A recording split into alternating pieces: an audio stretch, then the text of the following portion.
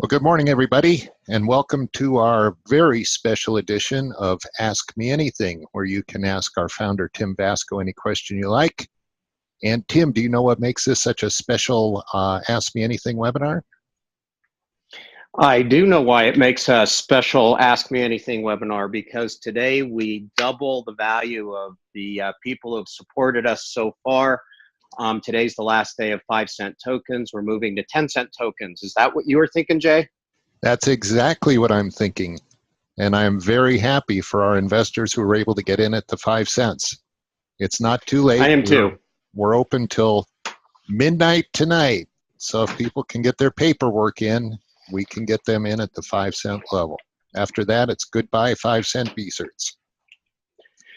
And I'm happy because all of the people who had confidence in us over the last few months and came in and are part of this are seeing some amazing evolutions that we'll talk about today. So thank you all for joining us today. I'm looking forward to some tough questions. The tougher, the better. And why don't we get started? Great. Well, our first question is from Susan in Florida.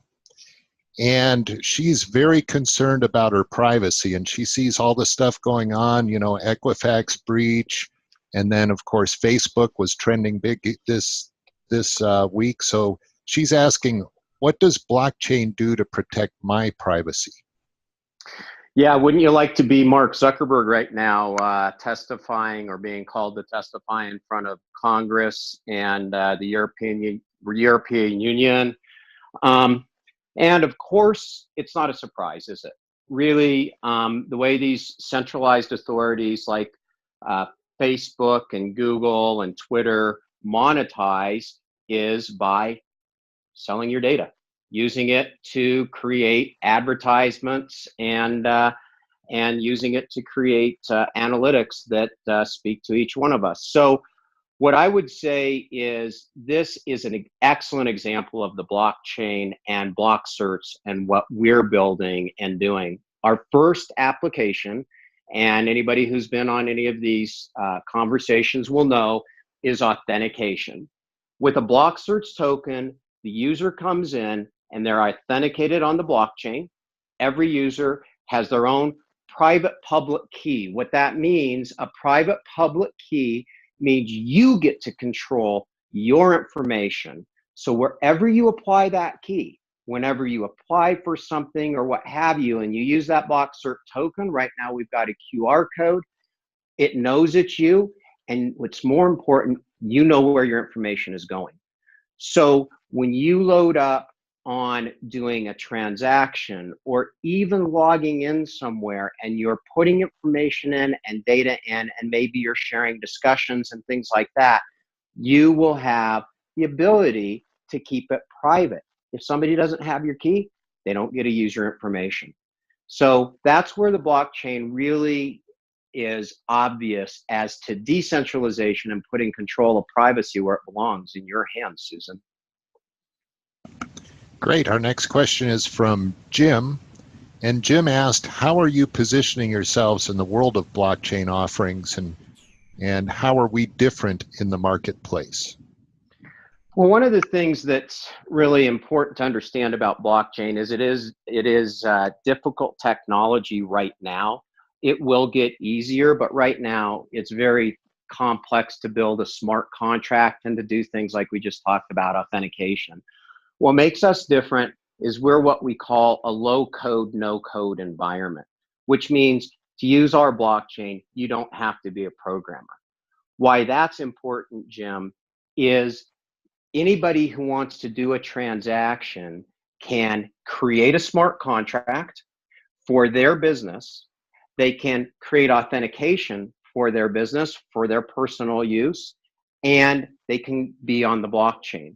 Most blockchains right now are single focus use cases, like tracking gold, for example, or doing a transaction on a piece of real estate.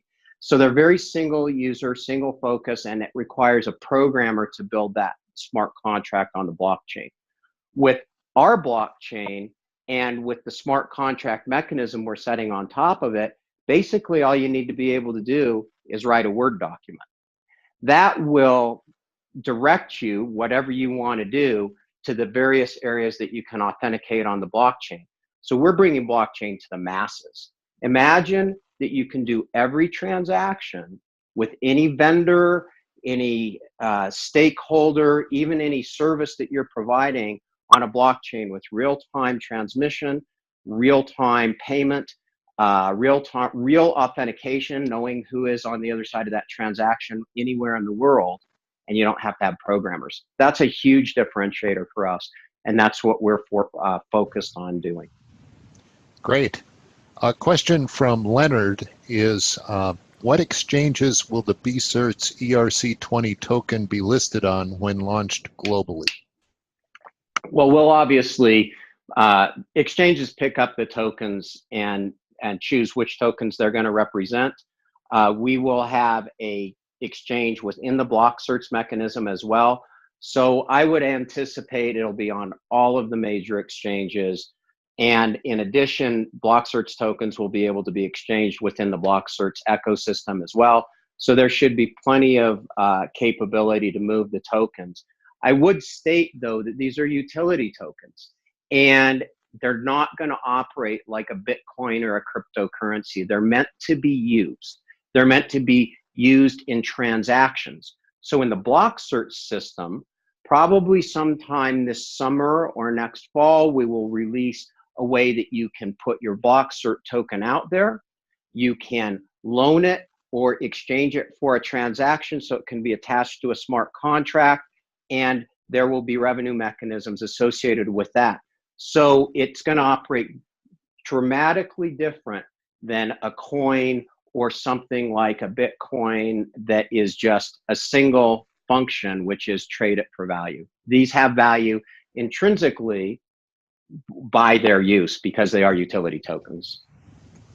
Great. We have two questions that are basically the same. Roger and Jim are both asking, what are some of the marketing strategies on promoting Blockcerts to the public? Well, I think the public's kind of taking care of that, but not to be too tongue-in-cheek. Today we saw Dropbox, for example, list an IPO at about $21 a share, wasn't it, Jay? That's right. Yeah. So let's talk about that. Here's a centralized authority where you can store a bunch of files. That's all you can do. You can put up files and share them and store them. And if they get hacked or they get a ransomware attack, guess what? You're part of that, just like Equifax. So one thing we'll be doing is talking about decentralizing things like Dropbox, decentralizing information. We'll be building marketing strategies around our IPFS, which is actually stands for Interplanetary File System.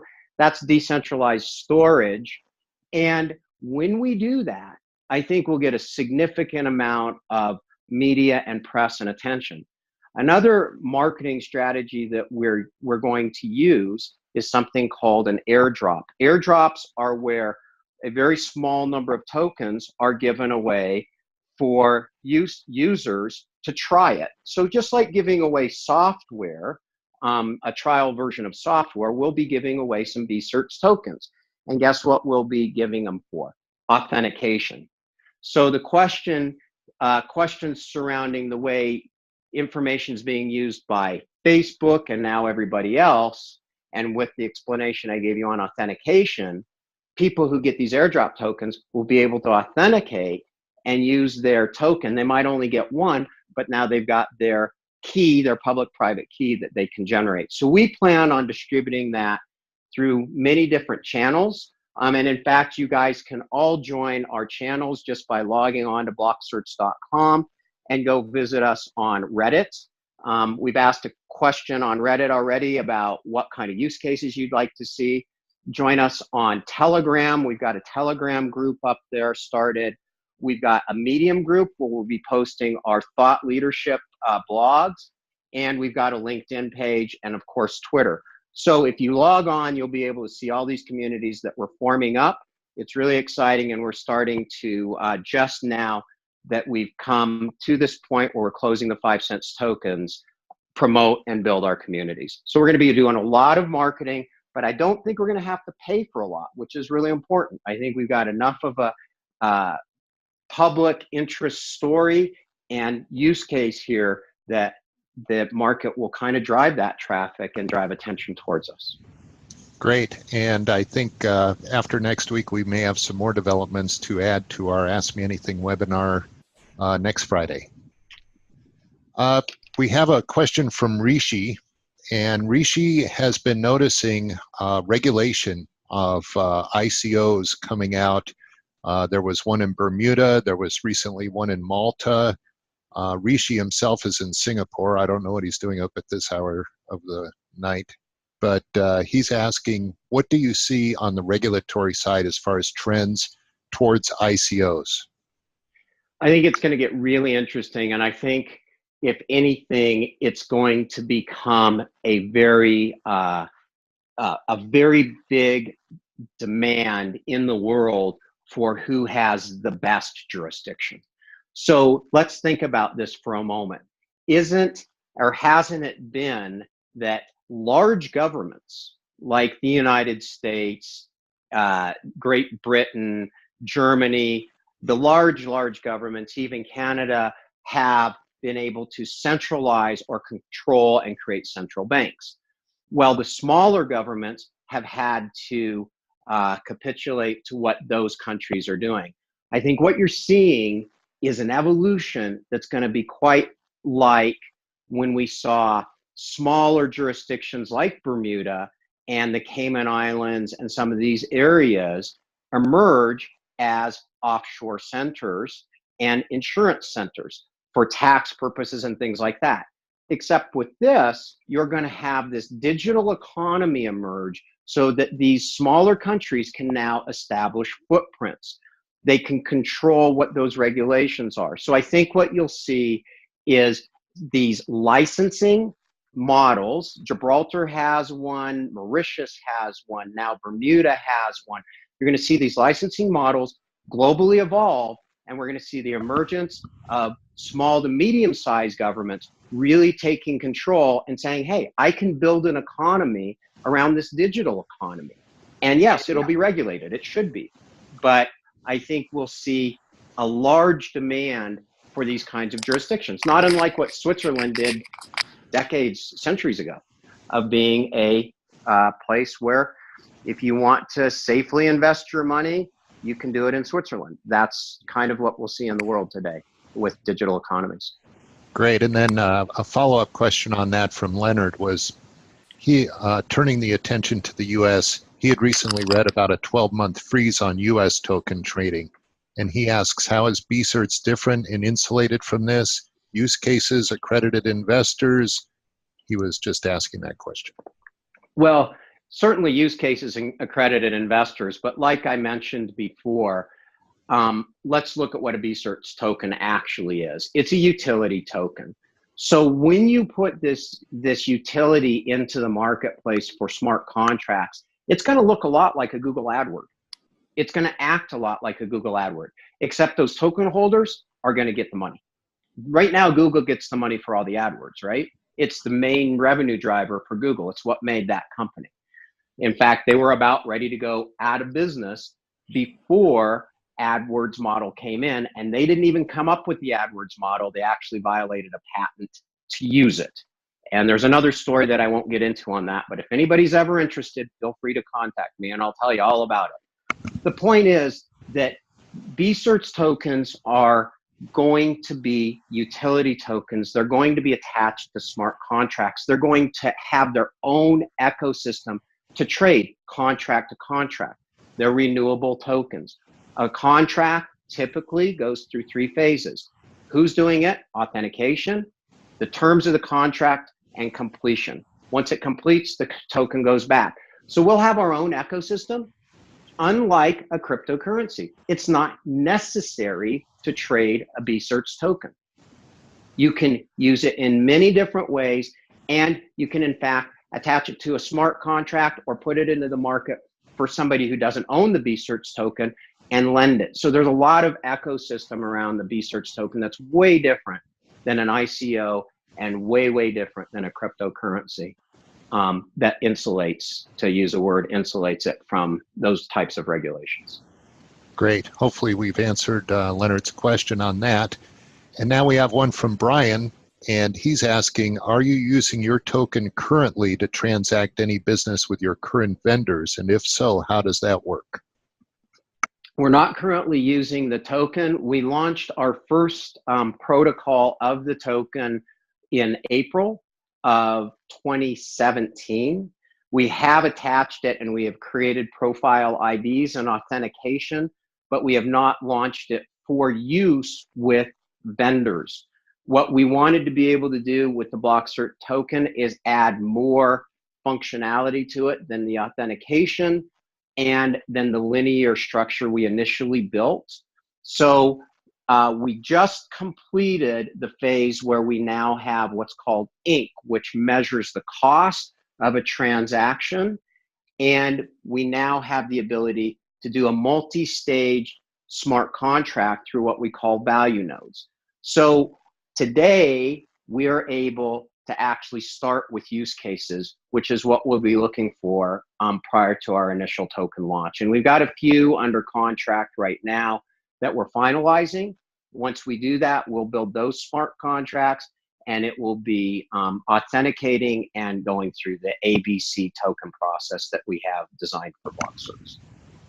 Great. And I think it's important that we distinguish, I mean, the business process engine that you've built through Fineos is fully functional.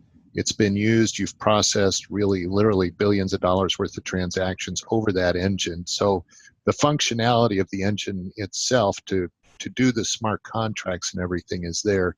It's just applying the blockchain, the Bcerts token, the functionality and all that we're currently getting finished, right? That's correct. Yes, the process engine and all the functionality has processed real estate transactions, health transactions, financial transactions in excess of somewhere around $3 billion. The transaction itself, recording it and doing it on the decentralized Blockcerts blockchain ledger, that's a lot to say in one sentence, is the model that I was talking about. So actually taking that, we call it a payload. So the payload of the transaction and pushing that on a private public basis. Remember, we want to keep a lot of this information confidential, which is a very unique differentiator for Blockcerts. So on a private public basis, authenticating that across a decentralized distributed ledger network on the blockchain with Blockcerts blockchain is what we're doing now. So functionality, utility is all there. It's been there and it's been vetted. There's no engineering risk. Engineering risk is always a big killer and delay for launching something. What we're really looking at this point is taking that model that's been successful and putting it onto this decentralized model that's emerging in the world. Great. We do have a question, another question from Leonard. He's been very active today, and he's asking, are Bcerts affected by Ethereum forks, such as the recent DAO hack that led to ETH and ETH Classic? Okay, so first thing to understand is Blockcerts is its own blockchain. So we're launching on Ethereum with Ethereum tokens, but we're blockchain agnostic. So we are our own blockchain that can talk and build as use cases evolve and use any blockchain. Problems with Ethereum, as with Bitcoin and some of these other public ledgers, is all of your information is public. They're very slow. They have forks and they're mined. And most importantly, they're mined. Lately, we've been hearing about the environment with mining and these big mining farms and things like that. So what's happening is there's a movement in blockchain towards what's called proof of stake or transaction-based creation of the blockchain, as opposed to computer-generated these big mines that generate these blocks and reward the miners. So the forking of Ethereum is going to happen again. And it's going to happen because they're trying very hard to go to a proof of stake mechanism. They also have a huge latency problem. They can't go real fast. So all of these kinds of things will be technical challenges for the Ethereum community. I'm sure they'll work through it. There's some really, really brilliant people there. But in the meantime, you've got other companies like Hyperledger and Ripple and emerging blockchains out there that are creating a new format for blockchain. And cross-blockchain is the next big iteration. We've engineered for that. We've engineered for proof of stake. We don't have miners, and we've got a regenerating token. So really, forks won't matter. Wherever we want to touch a public blockchain, we can with a Blockcerts transaction or token, or it can be run directly on the Blockcerts blockchain. It's important that we do that to minimize volatility, to maximize efficiency. So following up on the proof of work, proof of stake, I just saw a very interesting new company that had come out, and they're doing what they call proof of importance. And it sounds to me like it's proof of stake. I mean, what gets to me is this whole area is so evolving that there are so many different ideas coming up, and some of them will take hold and some of them won't. So what can we do to stay ahead of the curve and yet at the same time not shoot ourselves in the foot? Well, I think we're already far ahead of the curve with our regenerating token. Nobody's really done that. Nobody's come close to doing that, number one. But let me give you an analogy. Remember first generation cell phones and mobile phones? And now we're all the way up to LTE and 5G and all of that. It's going to go through the same thing. There are 3 layers to a blockchain. So everybody should understand the 3 layers. There's the application layer, which is what you were talking about, Jay, when you said, oh, there's an application that's processed all of this, all these transactions already. That's the user interface. That's all the things that you can actually touch, see, and feel to process your transactions, your documents, your contracts.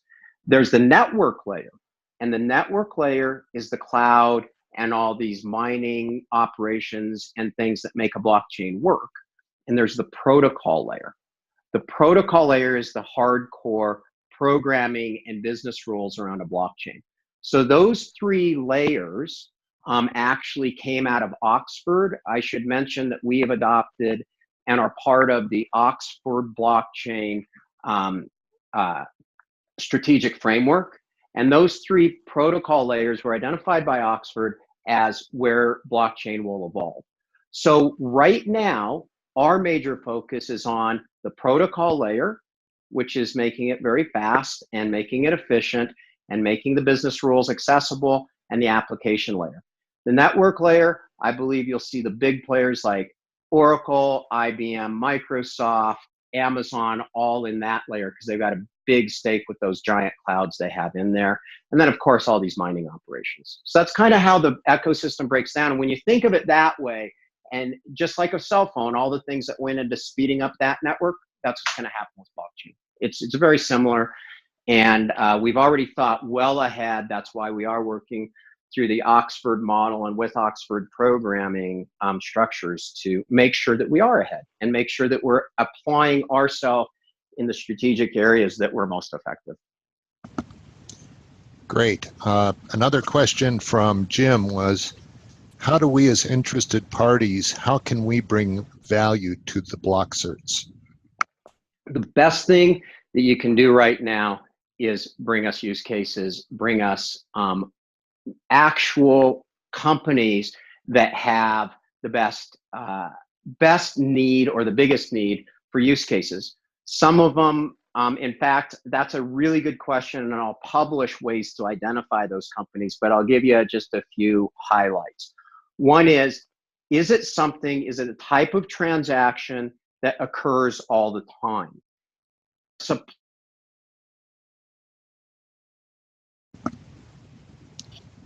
it looks like we lost Tim. Did I get cut off there? Yeah, but you're back. Am I back? Okay, sorry. So some of the ways to identify a use case is there a supply chain challenge? Is there a repeatable transaction, something that happens all the time in the business? Are there multiple stakeholders? Anytime you have those, are there heavy regulatory burdens? And is there an intermediary that typically handles these kinds of transactions? When you see that, that's a use case. And that's almost every business outside of buying a book online or buying a retail transaction online. So the answer is, if you can bring use cases, that's amazing, because we've got use case tokens available. We can design and build and launch use cases, and that will create the ecosystem.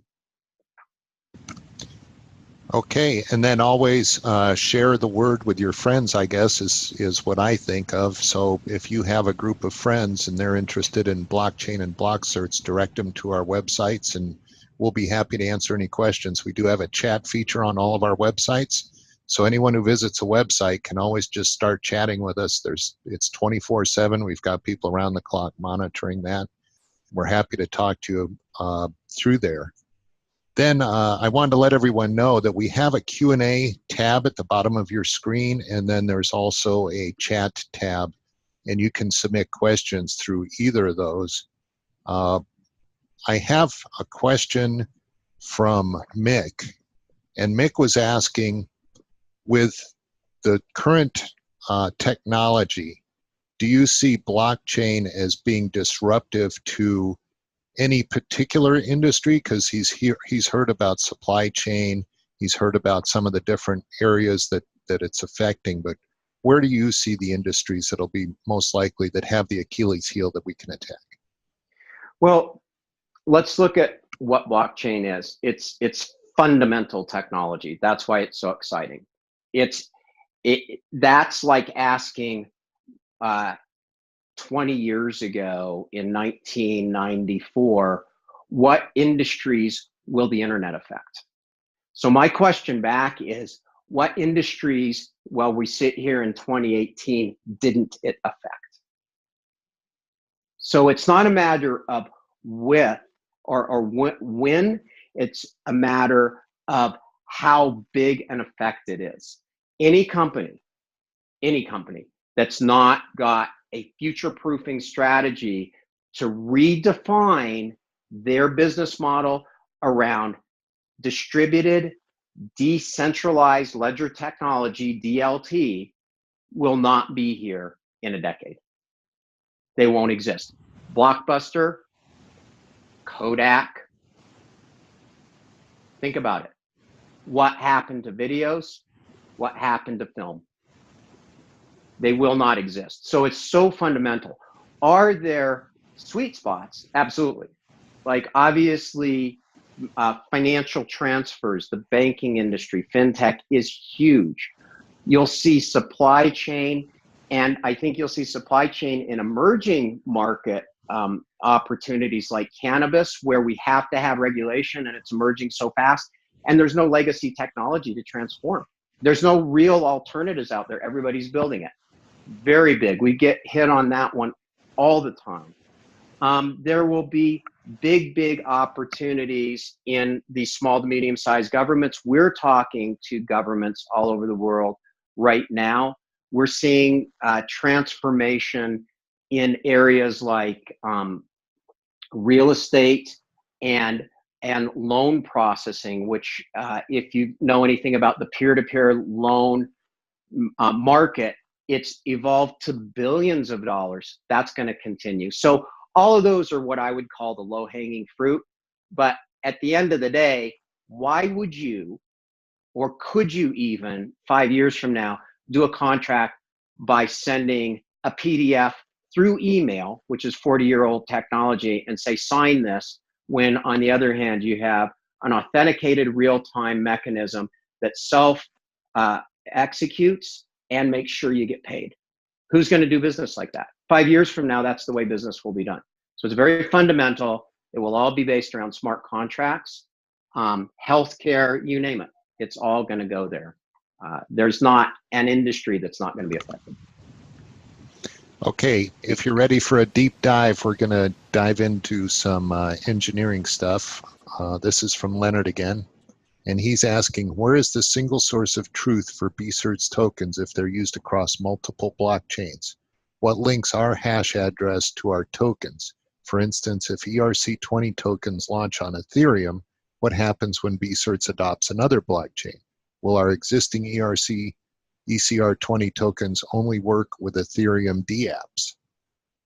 No, because the hash that you're grabbing from Ethereum is a singular hash that is the ERC20 protocol. But we could have the XRP protocol, say the Ripple protocol, and the ERC. And what happens is those hashes are built into the block. So you have the BCerts hashes, you have the Ethereum hash, you have the Hyperledger, I'm sorry, the Ripple hash, you could have a Hyperledger hash in there. And that is what defines a block. Let's keep in mind that a hash is only a set, is a cryptographic algorithm and a number. So we can put all those numbers into a single block, and the single source of truth is that block. That's the whole point. So once we've got the block created and that's distributed across millions of networks and different devices and stored for those transactions in a linear format, you now have a blockchain.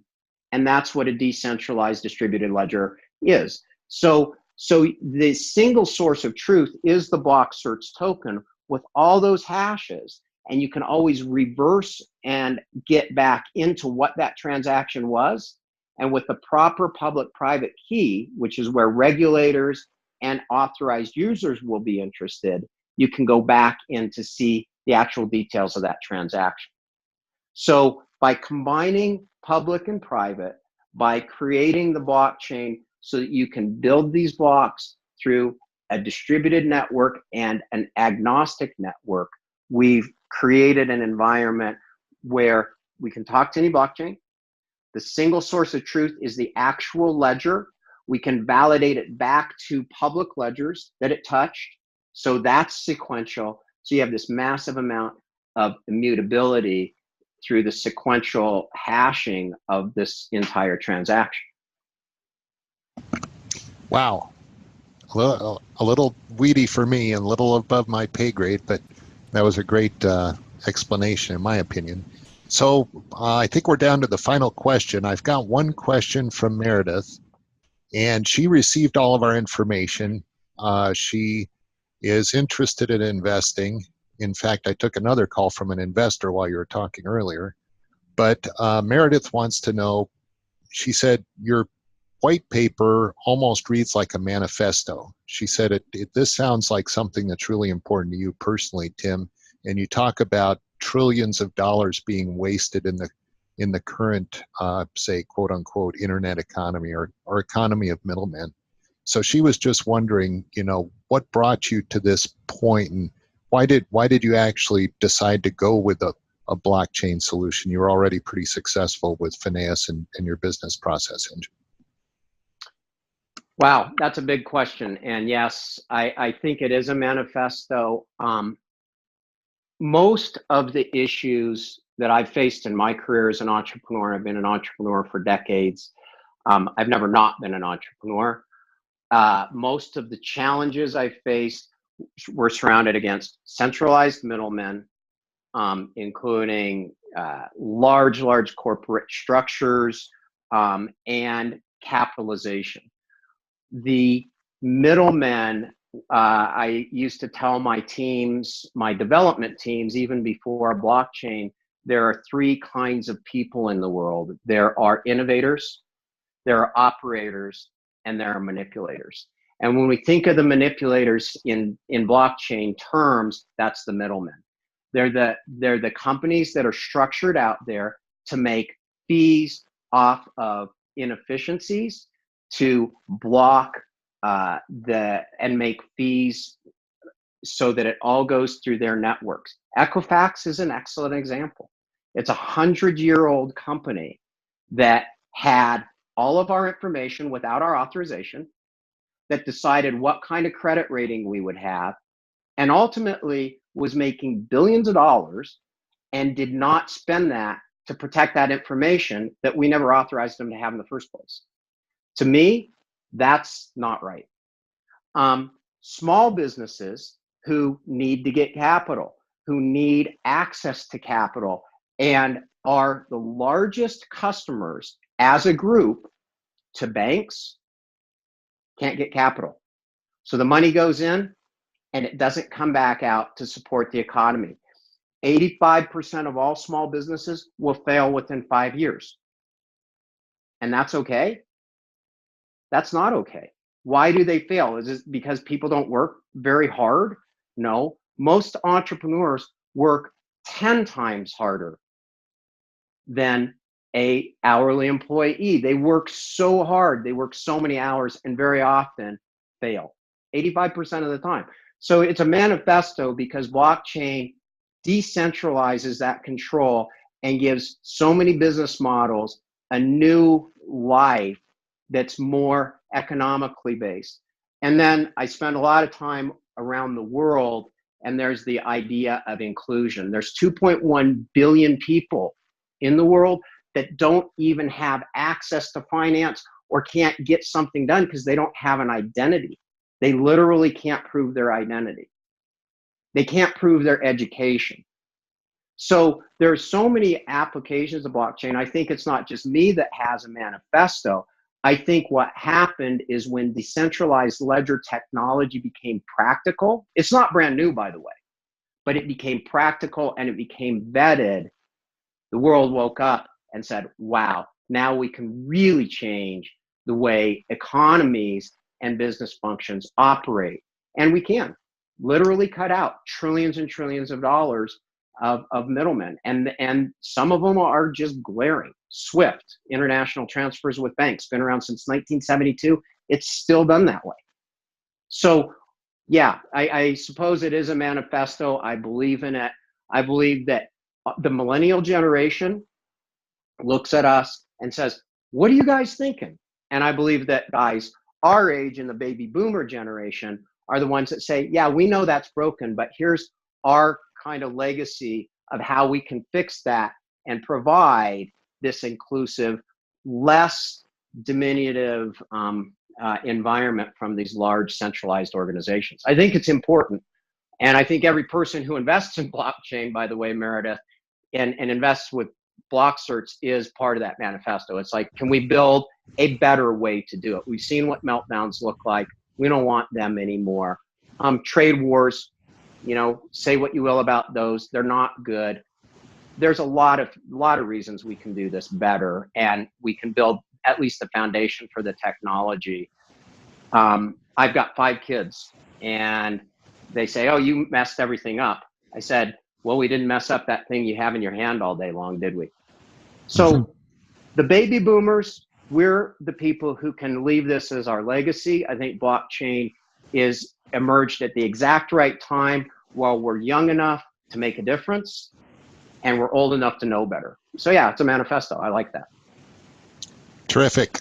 We got one comment from the Peanut Gallery. Brian says, applause. So you're getting you're getting positive feedback, Tim, and thank you. I think we can wrap it up for today, but I want to thank everybody for attending. And again, next week, 11 a.m. Pacific time, we'll be here for Ask Me Anything. And thanks, everybody. This can't happen without all of you and without our innovations and thoughts. So we're really excited to bring Blockcerts to the world with you. This is all about what we call the open structure organization, and everybody's a part of this. So thanks very much.